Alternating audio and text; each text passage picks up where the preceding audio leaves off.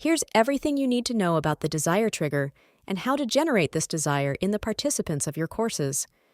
First, I want you to think for a moment, in the past month, or even the past year, I want you to think about something that you really wanted. Was it a car? Was it some relationship? What could it be? You can think about it even from your kid's perspective. Maybe your kid wanted this toy Nerf blaster, or maybe you wanted it when you were little. If you remember those days, what was it? What was it that you really wanted? If you can write that down, as part of an exercise, just write down what kind of emotions you felt. What was the emotion you felt? What were the wishes? And what were the end results? Write all of that right now on a piece of paper.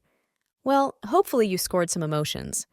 The reason I wanted you to do this little exercise is because that's what your clients are really about. You need to think about how you can motivate them from the first video, even in any lesson, and motivate them by showing them things like, if you complete video 1, you will get to this point. If you complete video 2, you will have these desired results. If you complete half the course, you will reach this point. Hopefully, that makes sense. Basically, you want to, number 1, give them a quick overview of exactly what to expect so they know what's coming. If they know exactly what is coming, then they can get excited about that. That's why I'm showing you this, because it's a very similar concept to you or someone you know wanting something. Even as adults, we will use Amazon. Maybe we are looking at shoes. Maybe we want them because they will help us run better, or maybe our feet hurt us, or maybe they will help us to look better. That's why you need to understand your students and understand what they want to achieve. Obviously, the reason they bought your course in the first place was because they wanted to achieve something. So reiterating that can be a huge motivational factor or a desire trigger. I've already talked about this, but in practical terms, number 1, create the list and show them what to expect, and number 2, just reiterate what they want. And if you can, try to connect it to the videos. So maybe video 2 can be about something that relates to whatever you're trying to teach, but you also talk about it. You may be talking about the wish they are trying to achieve. And in video number 3, you would talk about the next step, what to do there, but you also reiterate that desire. So in the long run, you're just reminding them why they bought the course in the first place. Because they had that emotion. You want to keep the excitement going for them to complete the course. For example, this course, you can do it, and you can add things in between.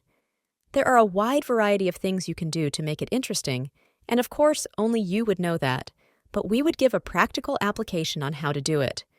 And if you're serious about learning and advancing your career, I highly recommend checking out wiserr.io, where with a free subscription, you will be able to earn certificates for the courses you watch here on our YouTube channel. You will also find several premium courses that you can't find anywhere else. Visit wiserr.io today. Another way to accomplish this is by creating a roadmap. You can create a mind map or an outline or something that shows them what's ahead.